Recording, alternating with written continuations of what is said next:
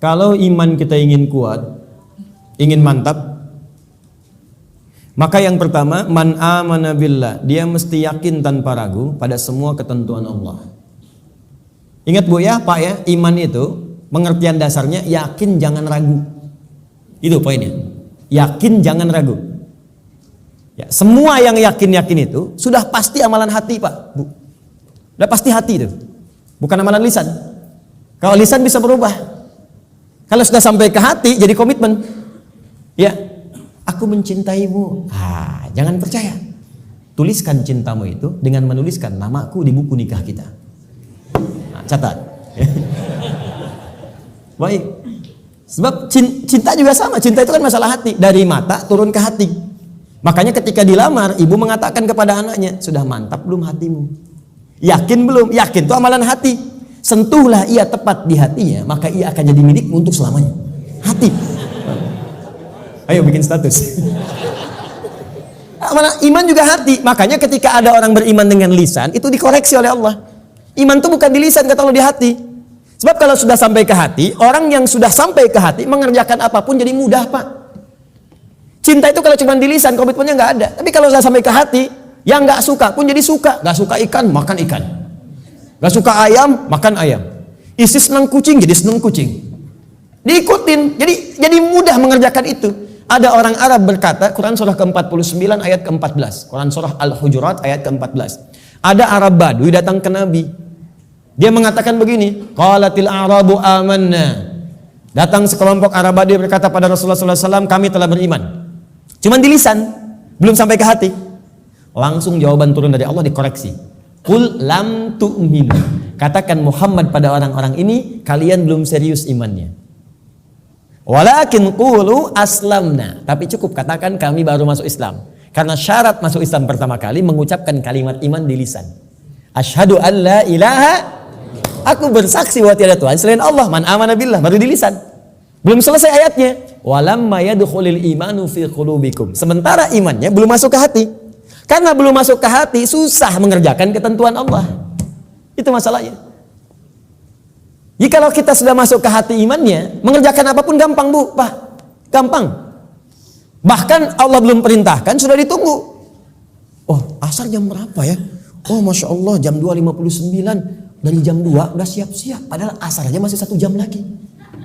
Tuh. Ya, ada yang subuhnya itu kan jam 4:06. Ini jam 3 udah bangun. Padahal subuh aja belum. Subuh aja belum. Tapi kalau iman gak masuk ke hati, cuman di lisan aja. Jangankan sebelum tiba waktu, habis waktu pun gak kepikiran juga. Allahu Akbar, Allahu Akbar. Adzan zuhur bunyi. Oh, adzan apaan tuh? Subuh apa asar? Oh, subuh apa asar? Belum zuhur. Anda bayangkan. Udah adzan masih jawab juga. Baru adzan belum komat, tenang aja. Tuh. Khutbah Jumat juga yang sangat penting Jumatan. Allahu Akbar, Allahu Akbar. Wih, bro, udah adzan nih, terlambat kita. Tenang aja, khutbah kan ada 2. Khutbah pertama aja belum. Jadi Anda bayangkan nunggu khutbah terakhir. Tuh. Jadi rumus-rumus yang ringan untuk darurat kadang-kadang dipakai dalam keadaan yang tidak penting. Siapa innama ju'ilal imamu liutamu bihi, liutama bi faqratul imam qiraatul ma'mum. Ya, imam itu dijadikan untuk diikuti. Kalau imam makmum enggak mampu mengejar bacaannya imam, maka qiraatul imam, bacaan imam sudah mewakili bacaannya makmum. Karena itu orang yang dapati imam sudah ruku, segera ikut ruku. Enggak usah baca lagi takbir Allahu Akbar, Allahu Akbar, langsung ruku. Itu sudah dapat 1 rakaat. Jadi kalau Anda rakaat pertama subuh, kemudian mengejar imam sampai ke masjid, tiba-tiba sudah ruku, ikut ruku. Langsung Allahu Akbar, langsung ruku dan sudah mendapatkan 1 rakaat. Ya, makanya disebut ruku, dapat 1 rakaat. Dan jangan nambah lagi, jangan terlampau soleh, ya. Ya, kecuali kalau imam i'tidal, maka dianggap sudah kehilangan 1 rakaat. Maka tambah kemudian 1 rakaat lagi. Ya, tapi jangan salah mengamalkan. Allahu Akbar, Allahu Akbar. Tenang, masih azan, tunggu imam ruku aja bentar. Tungguin disuruh Allahu Akbar, lumayan. Aduh.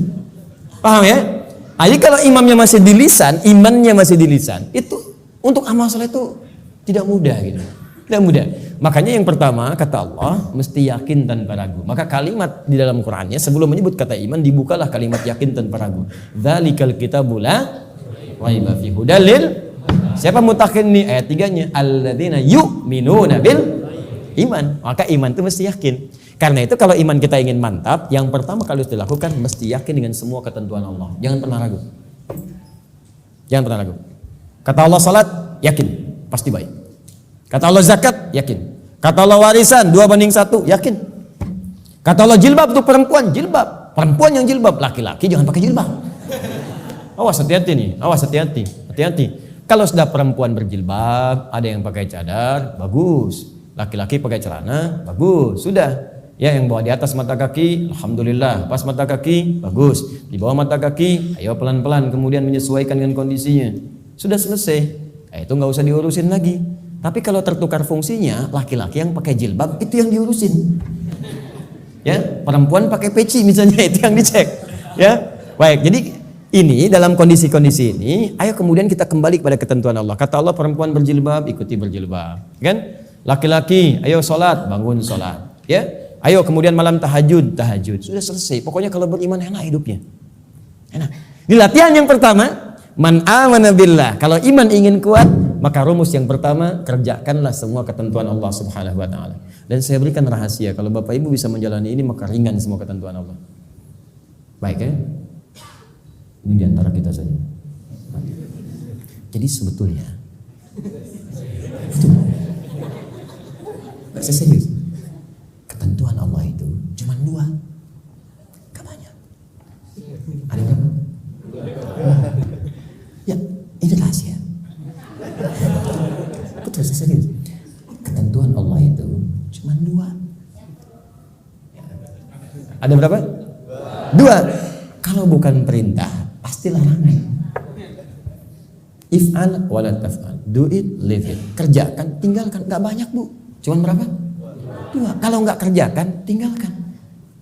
Maka kalau kita ingin kuat imannya, tinggal keluarkan apa perintah Allah, apa larangannya. Dan sederhana, yang diperintahkan kerjakan, yang dilarang tinggalkan. Itu aja komitmen.